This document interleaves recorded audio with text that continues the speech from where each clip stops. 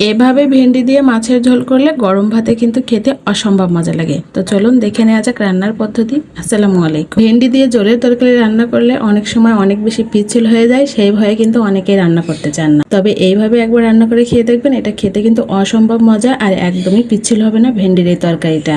আমি প্রথমে এখানে কচি দেখে কিছু ভেন্ডি নিয়ে নিয়েছি আর এখন কেটে নিচ্ছি। একটু কাট করে দিচ্ছি যাতে মশলাটা ভালোভাবে ঢোকে। যেহেতু ভেন্ডিটা এভাবে আস্ত অবস্থায় থাকবে, তো আমি এভাবে ভেন্ডিগুলো সব কেটে নিয়েছি। আর আমি আজকে রুই মাছ দিয়ে ভেন্ডির তরকারি রান্না করব। তো এখানে কয়েক টুকরা মাছ নিয়ে ভালো মতো ক্লিন করে তারপর হলুদ লবণ মেখে নিয়ে এখন ভাজতে দিয়ে দেবো প্যানে। তার আগে আমি একটা মশলা রেডি করে নিচ্ছি, আর এই মশলা দিয়ে যে কোনো সবজি তরকারি রান্না করলে খেতে কিন্তু অনেক বেশি মজা লাগে। এখানে আমি কিছুটা পেঁয়াজ, রসুন আর জিরা তেলের ভিতরে ভেজে উঠিয়ে নেব, আর এটা এখন খুব ভালো মতো পাটায় বেটে নেব। এটা কিন্তু একটু সময় নিয়ে মিহি করে বাটতে হবে, আস্ত না থাকলে একদমই হবে না। তো তারপরে ওই তেলের ভিতরে আমি মাছগুলো দিয়ে দিয়েছি। মাছগুলো হালকা করে ভেজে নিয়েছি। কড়া করে ভাজলে কিন্তু মাছ খেতে আমার কাছে একদমই ভালো লাগে না, তাই হালকা করে ভেজে উঠিয়ে নিয়েছি। আর ওই তেলের ভিতরে আমি এখন কেটে রাখা ভেন্ডিগুলো দিয়ে হলুদ লবণ মরিচের গুঁড়া দিয়ে ভেন্ডিগুলো একটু সময় নিয়ে ভেজে নেব। আর এইভাবে ভেন্ডি রান্না করলে একদমই পিচ্ছিল হবে না, তরকারিটাও পিচ্ছিল হবে না, খেতে অনেক বেশি মজা লাগে গরম ভাতের সাথে।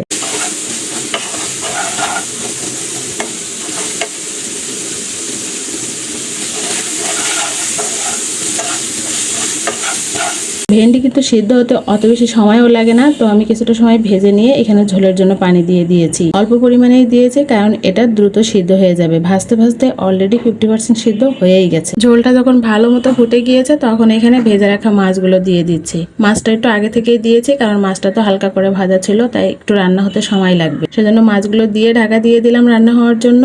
আর কিছু সময় পরে ঢাকনাটা খুলে একটু নাড়াচাড়া করে দিচ্ছি। মাছগুলো একটু উল্টে পাল্টে দিয়ে দিচ্ছি মিশিয়ে ভালো করে। আমার কাছে কিন্তু ভেন্ডির এই ঝোলের তরকারি খেতে অনেক বেশি মজা লাগে, আর এইভাবে রান্না করলে একদমই পিচ্ছিল হয় না।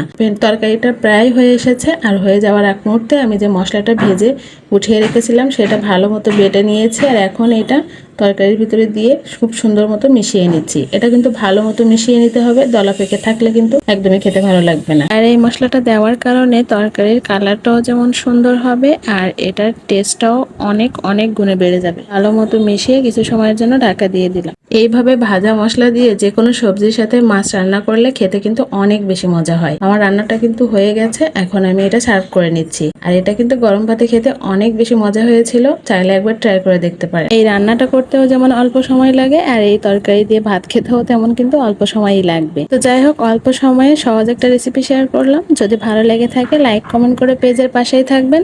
কথা হবে অন্য কোনো ভিডিওতে। সে পর্যন্ত সবাই ভালো থাকবেন। আল্লাহ হাফেজ সবাইকে।